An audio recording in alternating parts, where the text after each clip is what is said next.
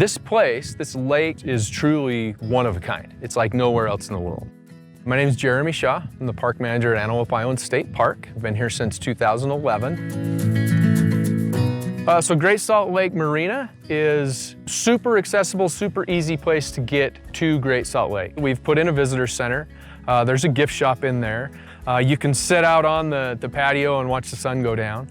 And there's a nature trail you can walk around, and it's a really, really good place if you want to touch the water of Great Salt Lake. If you haven't, you should. It is so salty that it actually feels different than fresh water. It's a great place to go check out what Great Salt Lake is, and you're right there, right in the meat of it. You're right on the shore. So Antelope Island State Park, it's the largest state park in our system. It's 28,000 acres, and it's an island, technically, in Great Salt Lake. We've got about 50 miles of non-motorized trail, so hiking, mountain biking, riding your horse. You can come out and recreate. You can come out and wildlife view, wildlife photography. We get lots of people that will just set up on the shoreline and paint. If you want to come up and learn about the lake and the geology and the things around, we've got a great visitor center. So there's something for everybody out here if you do come out. We are at record lows with the Great Salt Lake, and with no end in sight, really. What we've got to do is find a way to get more water into that lake. It's not just the lake, it's everything around the lake that gets affected. So as that lake bed gets uncovered, years and years of deposits are sitting in that sand, and those end up in the atmosphere when the wind blows.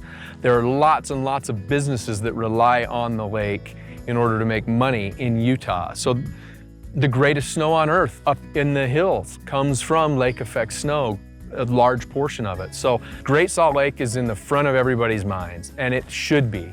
So when people come to visit Antelope Island or Great Salt Lake State Park, one of our parks, the money that they pay to get into the gate goes back into state parks. Not only do we get a chance to talk to you about the lake while you're here and educate you about what's going on with it and the plight maybe of the lake, and get you through the visitor center and introduce you to some of the great things about the lake, we also use that money to do that in the future. And it gives us an opportunity to educate and contact the next generation of people that are going to help us save the lake.